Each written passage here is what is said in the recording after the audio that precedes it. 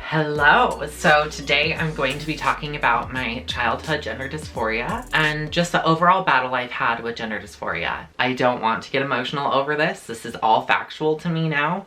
I've gone through it. I've risen from the ashes, if you will, and now I'm ready for this new chapter in my life. I do have a bunch of notes right here just because this is kind of a lot and I've already written so much on this topic, but I want to make sure I'm covering as much of this as possible. In doing so, I am not trying to make anyone feel bad for myself. I have gone through it. I am doing well right now, and I am just hoping that on some level sharing this information with the world will help those struggling through it as well understand that they're not alone, that we all get our lows and highs in life, and there's always a way through it. If you are in need of any help or assistance, there are a lot of helplines and hotlines of all sorts, including trans support helplines. The Trevor Project is a good one that are more than willing to accept your calls and talk you through whatever you need. And if you're looking for any support or help, I'll leave their number down below. And I hope you all are doing well and that this brings someone some light to the end of the tunnel. Starting off, my biggest thing notable from my childhood was how I took care of myself. And a lot of these points will revolve around that. I was so uncomfortable and not happy with how I looked, and I couldn't figure out why. I never related to the other guys around me, and so the problem started, I would say, around, I don't know, maybe 10, 9, somewhere around there. I really started to feel uncomfortable. I come from a family with not a lot of money. We've never been really wealthy. We've done very well for ourselves. But one of the things that notably kept reoccurring throughout my childhood was the need for us to sift through hand-me-downs. My cousins and my mom's best friends' kids and a few other members in our immediate circle tended to have kids of an older age or similar age, and they could pass things over and down to us. My mom had 3 boys back until she had her daughter, which was her 4th child. So when hand-me-downs were given to us, I definitely would jump at the opportunity to look through them and grab some things, and sometimes I just wasn't picky and didn't care, and more times than not, things that were torn, ripped, or discolored over time wound up into my stack, and I'd grab anything and put it on and leave the door. So I wore jeans with torn off hemlines. I had tops that were distressed and discolored, and again, graphics with stripes across them from being overworn. They were too big for me. I was growing, so you know, there's only so much new stuff you can buy for your kids, and my grandparents did an amazing job of trying to help my mom make sure we had new shoes and a few new tops and a new pair of jeans every single year before school. So it's not that we didn't go without, we just made our way through it as best as we could. Another really big thing that I did, specifically going to school, was I would wear my oversized hoodie 24/7. I mean, grew up in Phoenix, Arizona. It's 110 degrees all summer long, and I lived in a hoodie. I lived in this as a way to hide myself and to keep people from looking at me and my body literally all of my childhood. I, at the time, did not realize that wearing these oversized baggy hoodies was me trying to basically put a barrier between myself and the rest of the world. But when I look back at it, that's exactly what it was. It was a comfort thing. It was a thing that made me feel like I just kind of sank into the background. Along with me not caring what I wore, I also didn't care about my hygiene. Brushing my teeth was never essential, even when my mom put it on a chore chart and tried to make it more of my routine. And things like washing my hair, washing my face, even just simple things like putting on deodorant never were any priority to me.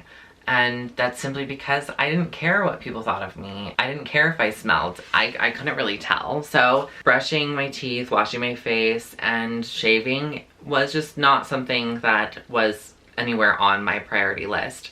And when you don't take care of yourself, you don't feel good about yourself. So it really pushed me down this road of just not really loving myself. And that was the big issue, especially before coming out. I didn't know how to love me. I didn't know how to care for me. And it wasn't that my parents didn't teach me how to take care of myself. It's really that I felt like an outcast. I felt like I didn't belong and needed to come into my own to be able to want to take care of myself. Not only was it visible, I definitely had a very unique way of presenting myself from a physical appearance perspective, but emotionally I was going through it as well. I come from a divorced family, and not saying that that directly impacted how emotionally stable I was, but it doesn't help having the split households, the arguing, the new parent roles, parents that don't like you. Disassociating my childhood from that whole experience, we jump into just my overbuilt emotions. I had a terrible time showcasing how I was feeling and being upfront about it. Some days I would come home from school and be so upset and angered that I'd freak out on anyone that crossed my path. One time I even didn't make it all the way home. I stopped at a park on my way home from the bus stop, and I set up myself sitting on the grass, leaning up against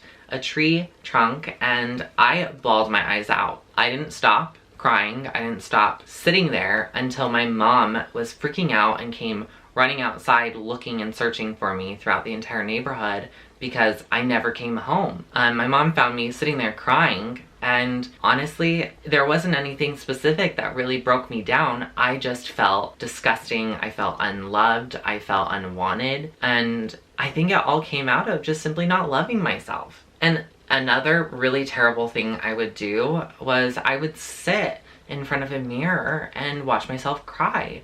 Watch my face get red and puffy, and it'd make me cry even more. This happened a lot. I definitely think this is something hard to share. I just was unhappy and I didn't know why.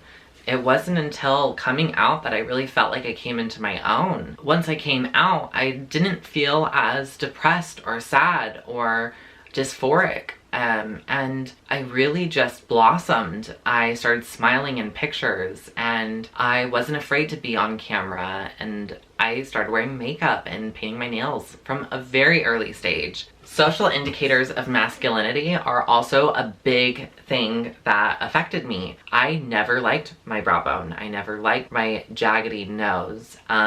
The face shape I have bothered me. I have a very squared off forehead. My Adam's apple hair, all of it was just so unpleasant for me. And again, I had no concept for why. It just wasn't for me. That being said, all of these aspects of me haven't even changed since coming out. I wear makeup now, I grow out my hair, and I do a few things like how I part my hair to help compensate for some of those features on my face that I don't necessarily love. But I have not had any surgery. I want this to be clear. Like, just because I was dysphoric about my body doesn't mean I had to run out and get surgery to become happy with it. Transitioning and being on hormones for a year, even though I'm not on them now, being on hormones temporarily did build some fat inside of my cheeks, and it did build tissue in the breast area. Overall, coming out and exploring who I was and how I physically present myself really changed my overall mental health and my overall appearance. More content than I've ever been with myself and how I identify, and I'm happy with where I am in my transition. I would kill to have a breast augmentation, so that's coming in the near future, but I don't need it, and I know I don't need it. I want it. I want it for me, and I want it to just be able to be more flexible with things like my style.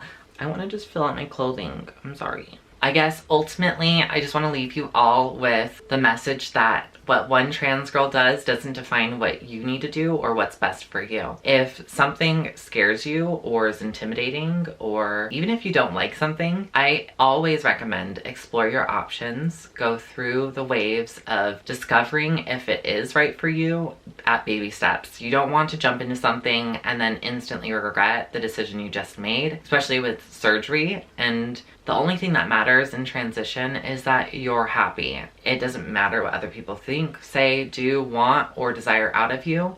You have to live with you. So make sure you consider yourself first, and everyone else doesn't matter. Make sure you subscribe to my channel if you haven't already, and ring the bell for notifications whenever I post a new video.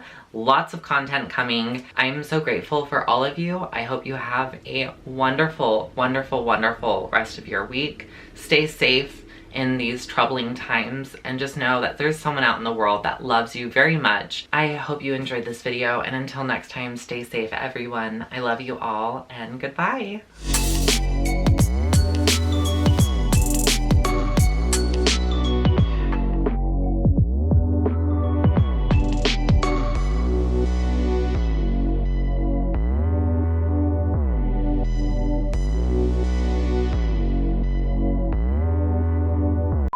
Oh my gosh, my nose tickles.